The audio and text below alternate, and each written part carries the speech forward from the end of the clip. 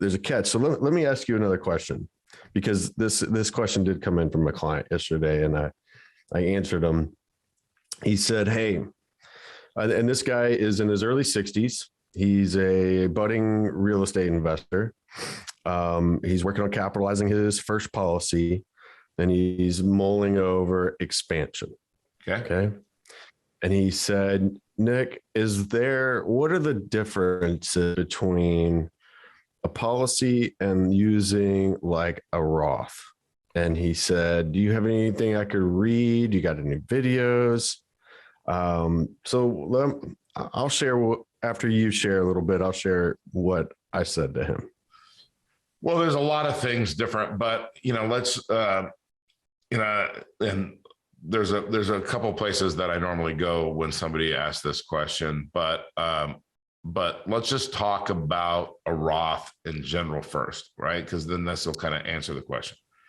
Can you put unlimited amounts of money in a Roth? Nope. No. Is the government in control of the rules of the Roth? Yes. Okay. So, and people say, well, it's not taxable. I've already paid the tax on that. All right. Did you know Social Security originally was never going to be taxable? But when the government controls something, then all bets are off. And if you are one of those people that say, I believe in the government, I think everybody who's running the government is, if you're that person, then infinite banking and freedom is not for you. Dependence and slavery is for you. And then all you can do is hope to be a house slave, not a field slave. So I hope you're a doctor. I hope you're an attorney. I hope you're making a lot of money. And that way you can be happy paying all your money in taxes and being controlled. And when someday on your deathbed, if you ever wake up, you're going to say, oh my gosh, right? So that's the first place that I would start. The second is when you have a Roth, okay, and you're going to take a loan, assuming you could take a loan from that Roth.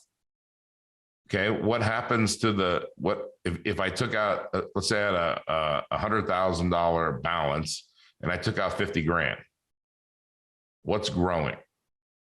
50. That's right. Okay, so if I have a life insurance contract and I borrow money from the insurance company and I have $100,000 of cash value, how much is growing? And you borrow 50, all 100 is still growing. All 100 is still growing. That's right.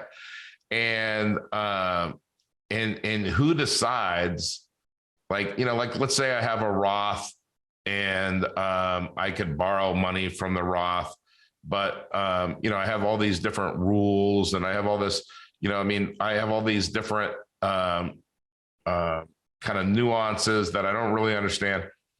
In the life insurance contract, who's the most important player in the play? The owner. The owner. The owner has ultimate control.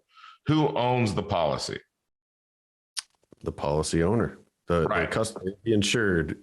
Well, not always the insured, but you know what I mean. So what control does the government have over my insurance policy? Zero. What control does the government have over my Roth? All of it. All of it. They made the rules. Told me they were giving me a tax break. Aren't you a little suspicious that Nick, let me ask you a serious question. In your entire life, has it ever worked out well for you when the government makes the rules on your money? No. As Nelson would say, every government plan has wound up doing the exact opposite of what it was intended to do. You know why, right? Corruption and greed. Okay, now what Nelson would say too is the life insurance contract is a contract between individuals, right? It's not part of the government. It's on the you and me level, right? There you go. And so, to me, all of the other shortcomings of the Roth, because I want to hear what you said, and I kind of maybe know some of the things that maybe you said, but all of the shortcomings really don't matter when you just, it's kind of like that person that says, I'm going to go get a better interest rate from the bank. I'm going to borrow from the bank. Okay, well, do you realize the pitfalls that you have? I'm going to go buy universal life because my cash value in the first year is higher than